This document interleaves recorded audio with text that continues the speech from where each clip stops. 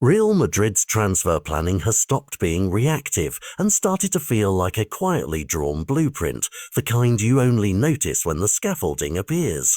Right now, the whispers point to Monaco.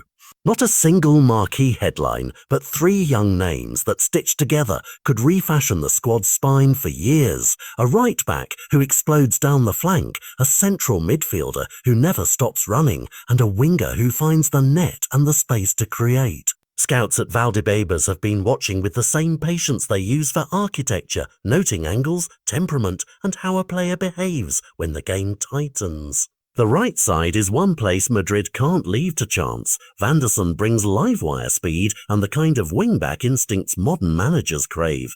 He's the runner who turns defense into attack in a heartbeat, the sort of fullback whose burst forces reorganization from the opposition. In midfield, the name being repeated is Lamine Camara, a 21-year-old whose engine and reading of the game make him a constant pivot.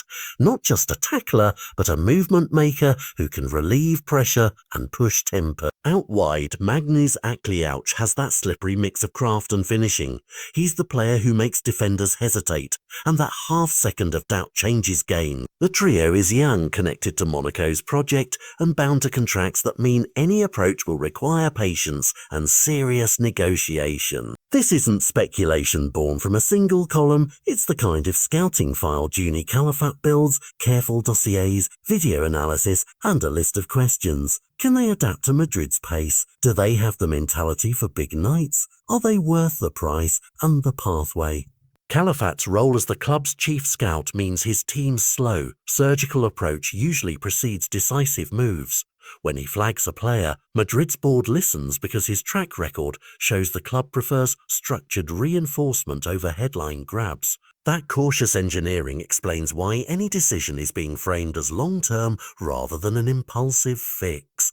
On paper, the calendar gives Madrid a golden chance. A January Champions League encounter with Monaco becomes a living, breathing assessment. Scouts will be at the match not to cheer but to interrogate, to test how a youngster reads pressure, how they react when chances vanish, and whether their personality cracks or hardens under the floodlight. For clubs that scout the world, one high-stakes game can confirm months of reports or conversely trigger doubts that send a target back down the list. The January 20 fixture is more than a date. It's a working interview where tactical fit, temperament and top-level performance are judged in real time. There's another, less tangible layer, voice and influence inside the dressing room. Kylian Mbappe's standing at Madrid is obvious, not just for the goals he scores, but for the weight his opinion carries. When a club gathers intelligence on prospects, an influential star's feeling about a potential signing can matter in the calculus. Fit in the squad, adaptation to the culture, and whether a youngster's profile complements what leaders demand on and off the pitch. That kind of endorsement doesn't replace scouting, but it accelerates trust and can tilt a balanced debate toward action. Still, the ledger forces realism. Monaco's youngsters are valued, their contracts protect the club's investment, and any transfer is likely to be expensive both in money and negotiation time. Madrid appears unwilling to rush.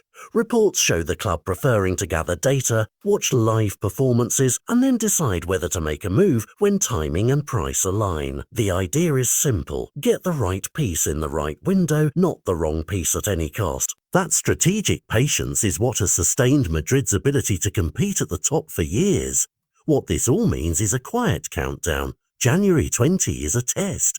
The months that follow are calculation. If Vanderson's accelerations look clean against elite opposition, if Camara controls tempo instead of being swallowed, and if Akliouch's creativity survives the press, then Madrid's summer blueprint will have been sketched in public.